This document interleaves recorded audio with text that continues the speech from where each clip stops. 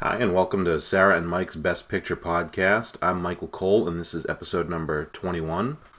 This week, we're going to talk about the film The Best Years of Our Lives, which came out in 1946. The film stars Myrna Loy, Fredric March, Dana Andrews, Teresa Wright, and Harold Russell, and was directed by William Wyler. It won Academy Awards for Best Picture, Best Actor in a Leading Role for Fredric March, Best Actor in a Supporting Role for Harold Russell, Best Director, Best Writing, Screenplay, Best Film Editing, Best Music, Scoring of a Dramatic or Comedy Picture, and an honorary award for Harold Russell for bringing hope and courage to his fellow veterans through his appearance in this film. And it was nominated for Best Sound Recording. It beat out for Best Picture Henry V, It's a Wonderful Life, Razor's Edge, and The Yearling. With me, as always, is my wife, Sarah. Hello? And today we actually have our new puppy, so if you hear little bits of puppy noise, that's why. What'd you think of the movie? I really liked it. It was really, heartwarming, I thought. And Yeah. I thought it was, very good and, was showing, the effects of people coming back from war and, not having a job or, not knowing what to do with themselves and kind of going back to reality. Right. So it was really cool. Yeah, I agree. I think it would seem like a really important movie to end. At this point, by the time it came out, the war was over, but and they must have known the war was ending when they made it. But it seemed like a really important film, probably for the country, if not the world, after World War II ending. Yeah. So the movie is about three veterans coming home at the end of World War II. One is a guy who has two grown children. One is a guy who just got married before he left to a woman he barely knew, and one is a guy who was engaged or told his high school sweetheart that he was going to marry her. And each one has their own issues that they're bringing back. So the first guy, played by Fredric March, who is... he didn't seem like... I would say he's middle-aged, early middle-aged, right? Mid-40s, Yeah. maybe 50. He plays a guy who, pretty quickly, it becomes apparent that he's an alcoholic, or that he's using alcohol to cope. The guy who's the newlywed, played by Dana Andrews, he has the issue of his job, essentially. So he left. He was a soda jerk. That's the title that they use, right? I know it sounds weird. I just remember him saying that he worked at. Yeah, I don't know if that's the actual term or that's a thing that he said because he's disparaging of the job. He doesn't want to do it anymore. But before the war, he was a soda jerk. When he comes back, despite having been given several medals because of stuff he did and being rising to the rank of captain, I think they said. He comes back and has no opportunity job-wise other than to resume the job he had because he has no education and he has no experience in non-military terms, no experience. So you see that frustration, you see that his wife doesn't get it, and that him and his wife shouldn't have been married because they barely knew each other, and so she's expecting him to just go get a better job, and at one point she hears him in the middle of the night having flashbacks, and she's like, you gotta stop thinking about it. You just stop thinking about it, and waves it off. And then the third guy, played by Harold Russell, and Harold Russell actually fought in the war, and Harold Russell lost his hands in the war, and his character obviously plays a guy who lost his hands, and he's self-conscious about it, and thinks that his girlfriend will not be able to, that she won't be in it for the long haul, and so he kind of pushes her away for the majority of the film because he just assumes she's not going to be able to deal with him having hooks instead of hands. So, and the three guys didn't fight together. They just happened to catch the plane back to Boone, which I think is supposed to be Cleveland or Cincinnati, is what I think. And it's a fictional town called Boone. Cincinnati, I'm pretty sure within the yeah. So it's so they catch a plane back together, and they become friends, and you kind of see how their lives interweave, and it's I almost during the movie was thinking like there's a lot of it that I didn't think was really well done, like little bits, and then I like kind of as the movie progressed would change my mind. So like there's a lot there's just like a lot of stuff where it was clearly trying to it's almost a like feel good, or not, I wouldn't say feel good because they're dealing with real issues, but it's almost like everyone needs to see this morale boost, let's learn how to deal with this kind of movie. And so I kind of felt like it was a message film, and it was heavy on the message, and for a little bit at the beginning I felt like it was kind of forced, and then I thought that it became very natural. Yeah, in the beginning you're kind of like a little like on edge, like where is this going? Like, is this gonna be good, or is this like I felt like in the first 10 minutes like it had the beginnings of like one of those movies where there's like 6 different stories and they kind of come together, but they're kind of all just separate, because when the guy who was the pilot comes home and stays the night with the other guy because his wife won't answer the door. That is kind of, I thought like it's not really gonna make sense. Like I thought like that was just gonna be like a little offshoot to like how the story begins, but one thing I was surprised, that was actually the best part of the story. But which part? Like the romance between I don't know her name. There was the character played by Teresa Wright. Yeah.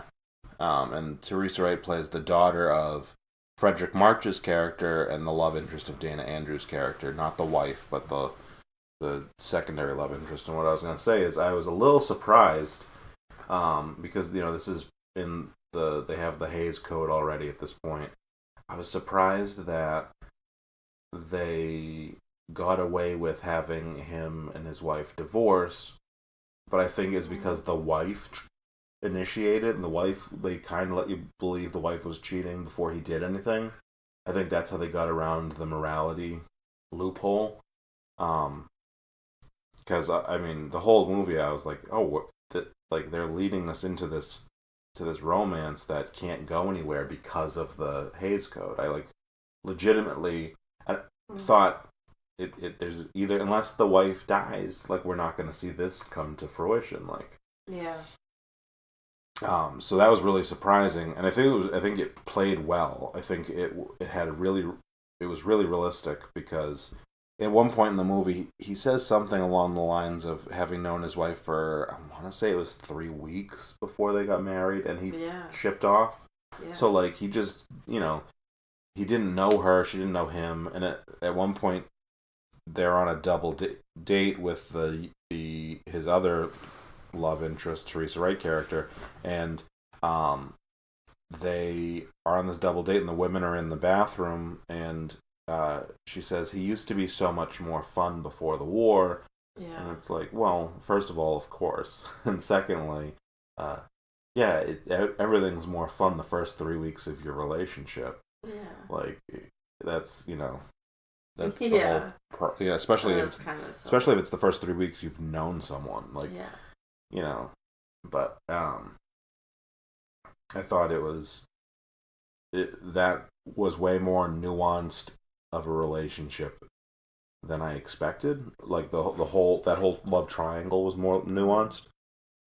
I also thought, so I want to talk about Harold Russell's character, Homer. Still in the character whose name I'm going to remember, Homer.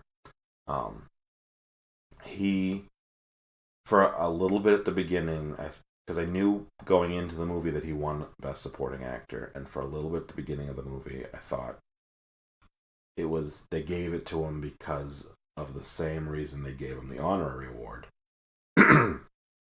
But pretty quickly, I think that, and this is the first movie he ever did. He only ended up doing 5 movies, even though he lived 50 or 60 years after the movie came out. But I think he got better pretty quickly in the movie, and then I was like, oh, he deserves the Oscar. Like, yeah. I mean, I didn't see the other performances in the category, but it was really good. It was not something by 15 minutes of his performance in, I was okay. I think I get how he won an Oscar for acting quality. So as we mentioned before, his character has hooks, and he in real life had hooks. At this point, they didn't have prosthetic limbs the way they do now. They had these hooks that would go on the end of his hands. They were a little more sophisticated than like Captain Hook, because each hand had 2 hooks that you could move to be able to. At one point, they show him holding a beer, and he's able to light matches, to light cigarettes. I mean, obviously, they actually show him doing a ton of stuff. Yeah, and I think that was important. I think it was important for them to show that for all the veterans that were in. Like, look, this guy has no hands, and he is pretty much. I mean, there was like one spot in the movie where they show one issue he has where he can't get the hooks back on after. He could take them off by himself. He can't get them back on by himself, and once they're off, he's kind of stranded until he gets helped. But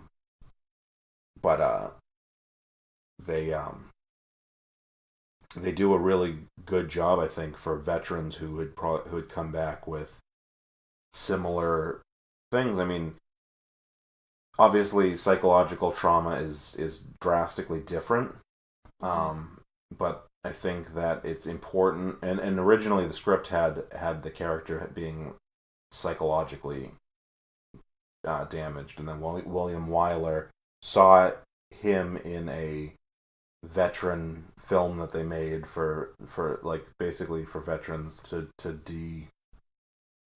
like get them back ready for back into the population, because William Wyler fought in the war. William Wyler tried to get everybody on the crew. He tried to fill that with people who had fought in the war. So this was a very authentic movie in that way.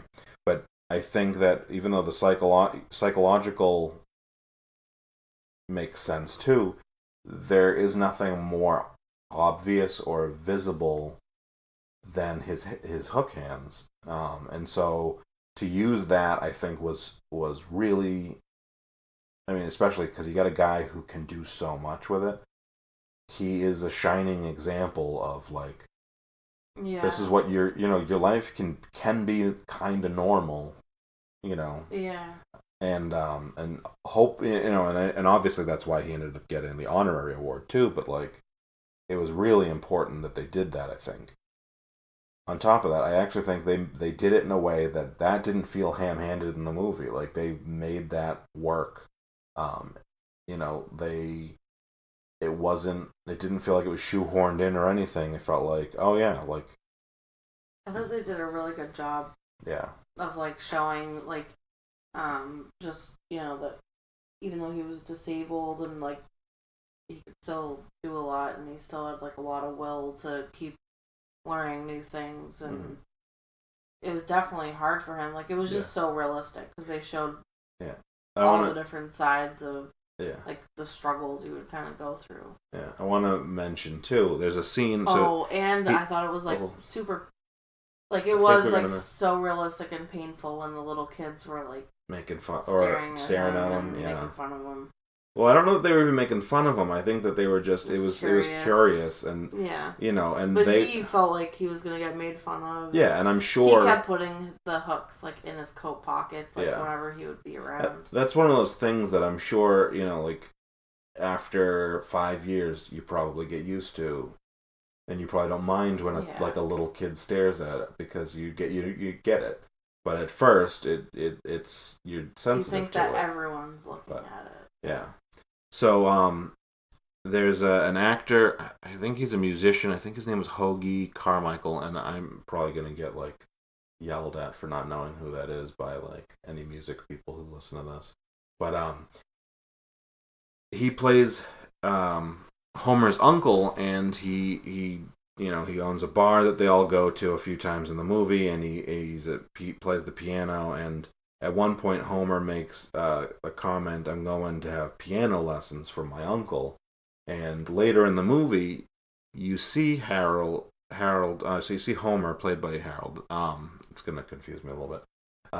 You see him playing the piano with his uncle, and he's doing, I mean, not, you know, he can't obviously do all, you know, a full concerto, but he's doing pretty well, doing much better than I can play a piano, or any instrument, and it's really impressive. And then at the end of them playing, the Fredric March character says, "Oh, I thought you were joking about the lessons," and that's the thing that I wanted to add is that, so the piano lessons are obviously him playing the piano is another example of him doing amazing with the hooks. But in addition to that,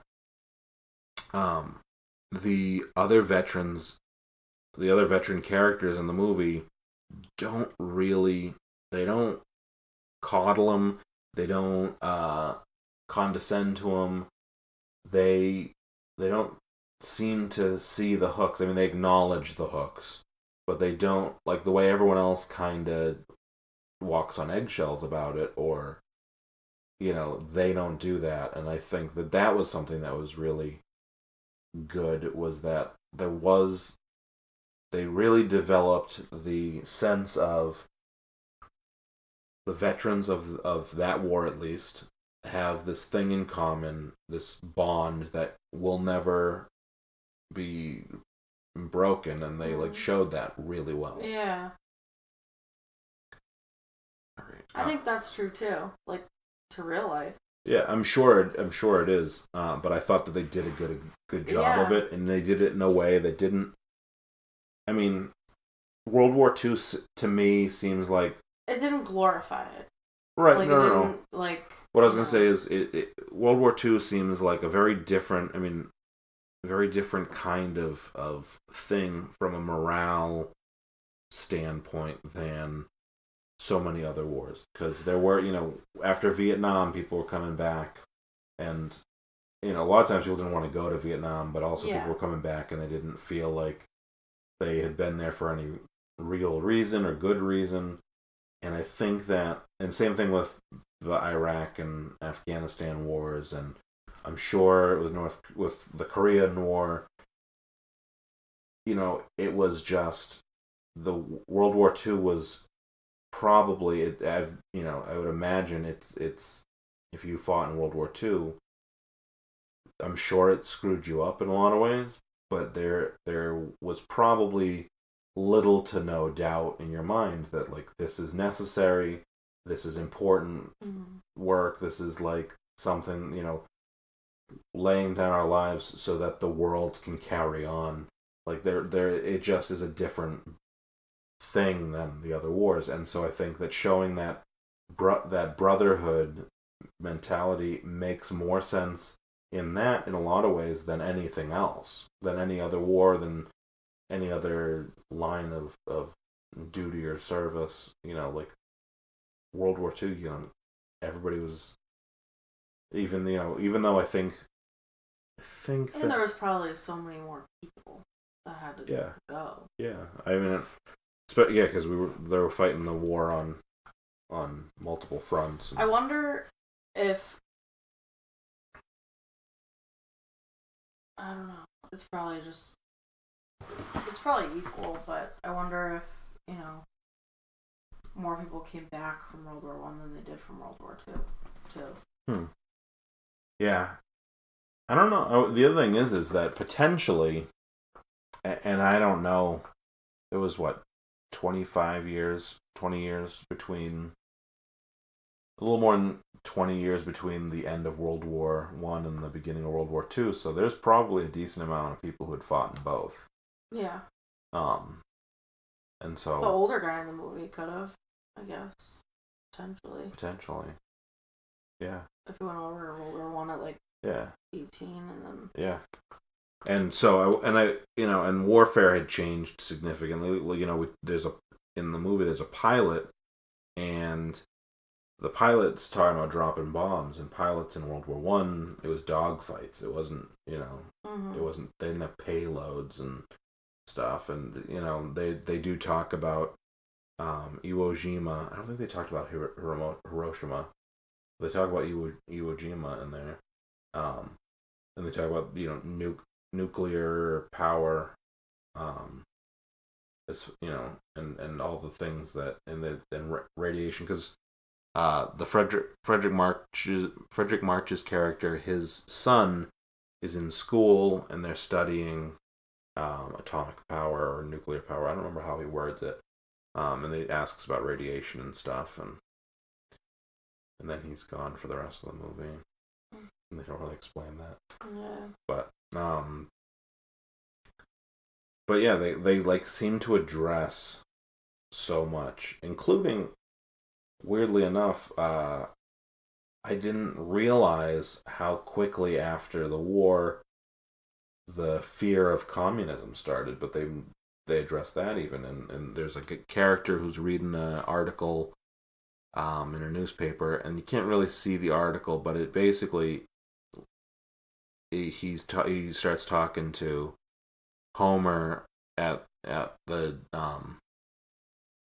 diner counter at the pharmacy that Dana Andrews' character works at, and he starts talking about how the war was a waste because we went and fought the wrong people.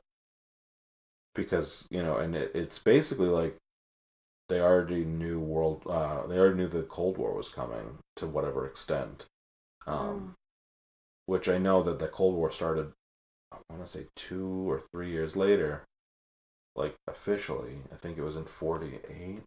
I don't know. I'm losing track. But it was just interesting that they, we do think of our history as kind of pivoting from one war to the next war, but in this movie probably was being finished was being started as the war was being finished.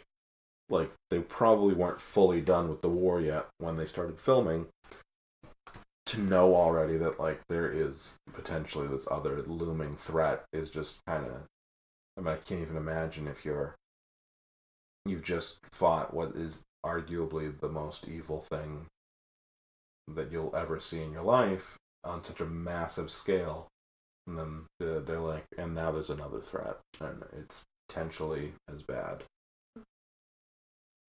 Yeah. That would be really tough. Yeah. All right. So let's take a look at some of the trivia. Oh, first of all, I wanted to address the fact that William Wyler directed this movie, and last week we talked about The Lost Weekend, and that was directed by Billy Wilder, and I just want to clarify. I mean, most film people know who both men are, because they were pretty big directors, but it is interesting that two guys with such similar names won back-to-back Oscars. So anyway, there's that. So like I said before, William Wyler fought in the war. He was in the Air Force, or the Army Air Force. I don't know that they had an official Air Force. It was probably each branch had its division of Air Force, according to this. And he wanted to incorporate as many of his own wartime experiences as possible. So a lot of the stuff said by Fred Derry, which is the Dana Andrews character, about flying in B-17s, that's actually William Wyler's experiences that he's talking about.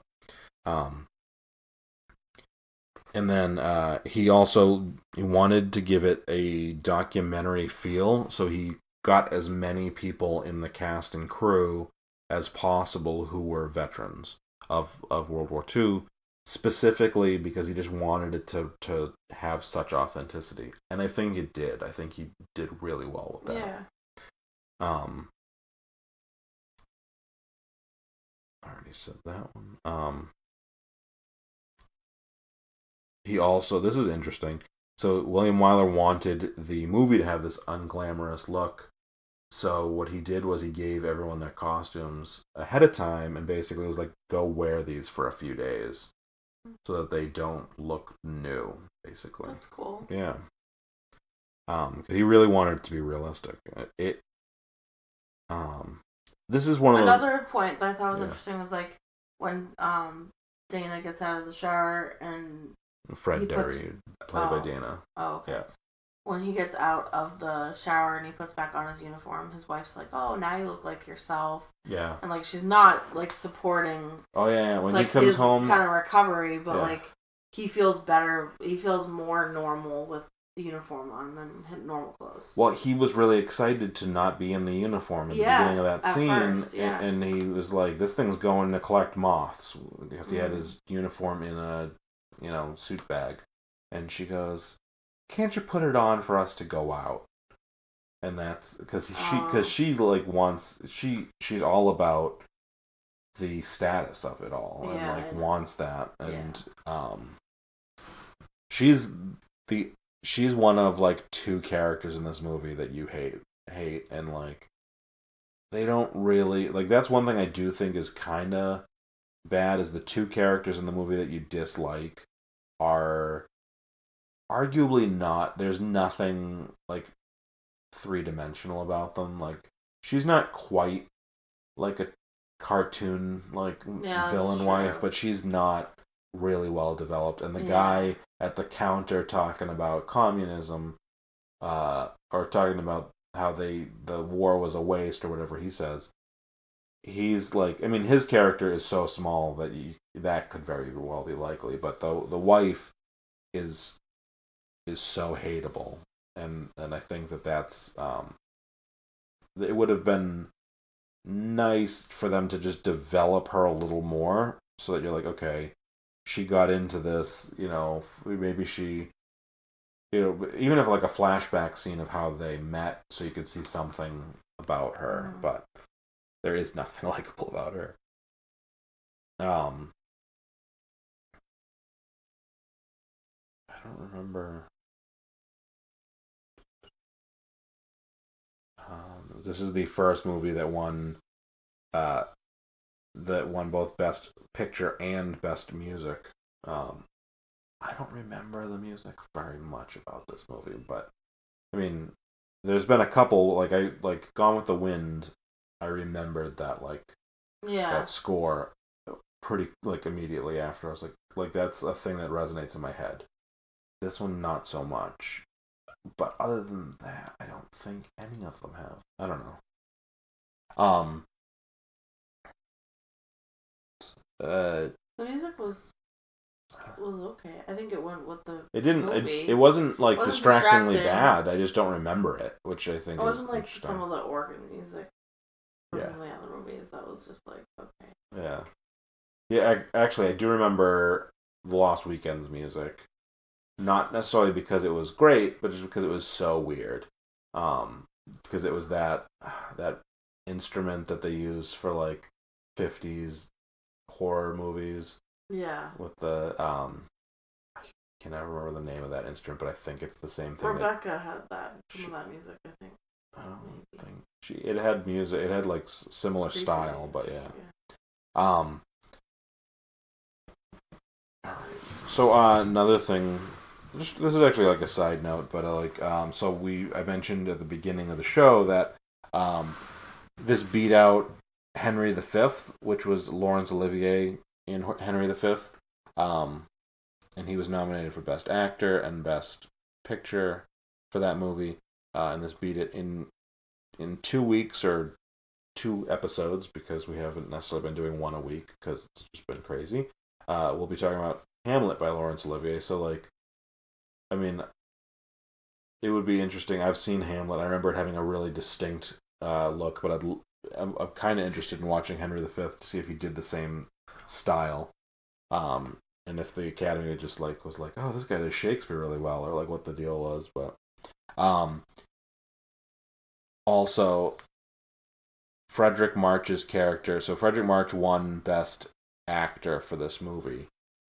And he beat not only Laurence Olivier, but he beat Jimmy Stewart for It's a Wonderful Life, which It's a Wonderful Life is one of my favorite movies of all time. And I didn't know that going in. I found that out about 5 minutes before we started recording today. But if you had asked me, like, oh, do you think Jimmy Stewart deserved to win Best Actor for that movie, I probably would have said yes. But if I didn't know what beat it, now knowing what beat it, I'm like, yeah, Fredric March was amazing in this. Yeah.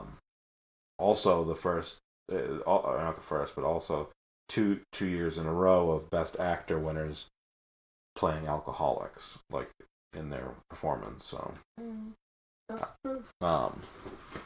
although they don't necessarily they don't use the word alcoholism. They don't even necessarily deal with it as a, last week was specifically a substance abuse issue. With this, it is a coping mechanism issue, and that's how he copes. But there is specific reference to it being a problem in him telling a waiter, he's giving a speech at the bank that he works at. They're doing a dinner in honor of him coming back, and he tells the waiter, as during his speech, the waiter comes to fill up his drink, and he says, just leave the bottle, it'll be easier that way, make less trips for you.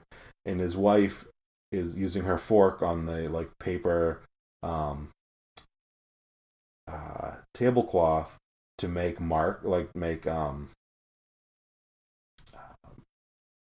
tick marks, tallying, and it's his 5th drink. She tallies, and so, like, I thought they did handle the alcoholism in this very subtly in a really interesting way, because they wouldn't, like, his wife would try to slow his drinking down, and everyone would try to slow his drinking down, but they also understood that he was going through something, and so they didn't. I'm sure if this movie had, like, a sequel, that took place in 5 years, they would be handling it differently, because it's different. It's a different problem 5 years down the road as it is, the first 6 months you're back from, fighting in Europe. And I thought that was really interesting that they were, like, aware of it, and they were trying to curb it, but they weren't trying to stop it altogether, because they knew there's something fundamentally, if not broken, but askew about him. And so I thought that was a really, really nuanced way of doing it. Yeah. All right. Do you have anything else that you want to talk about for the movie? No, I feel like we covered the important parts. I want to be a little sexist piggy for a second and say that this is probably the most attractive cast of women that we've seen in a Best Picture. Even, like, Myrna Loy's, like, she was in The Great Ziegfeld, but this movie she's at least in her 40s, and she's very pretty. The daughter's very pretty. The wife, the wife that we all hate, is very pretty. And it's, like, more, there's a very odd or a very different look to 20s men and women, and to some extent 30s men and women, in the way that they, what was fashionable, what was attractive, and this is kind of getting to the point where it's what I would consider more our modern sensibilities of attractiveness, men and women again. Like, I think you look at the guys in this, and you think about Clark Gable is a great example. True. Clark Gable was apparently super hot in the 30s, and he's got the big ears and when we watched Gone with the Wind and you could see his teeth in color, you were like, you made some comment during the movie like, oh, like he might have been better in black and white, and like so that and there was, I think there's a decent amount of just us getting to what our modern standards of beauty are. Yeah, that's true. Yeah, I agree with that. That was our moment of shallow in this podcast. Maybe we'll do one every episode. We'll talk about something shallow in the movie. So that is that's all we've got to say about the best years of our lives. Next episode, we will be talking about the movie The Gentleman's Agreement or Gentleman's Agreement with Gregory Peck. And if you have any questions or comments or want us to talk about anything specific with any of our upcoming Best Pictures, please feel free to email us at mikediamond82984@gmail.com. If you go on to our website, chocolatediamondmedia.com, you can see all of our other material that we're making. We have a short film going up the same day as this podcast. So you could check that out if you'd like. And thank you, and we will talk to you next week.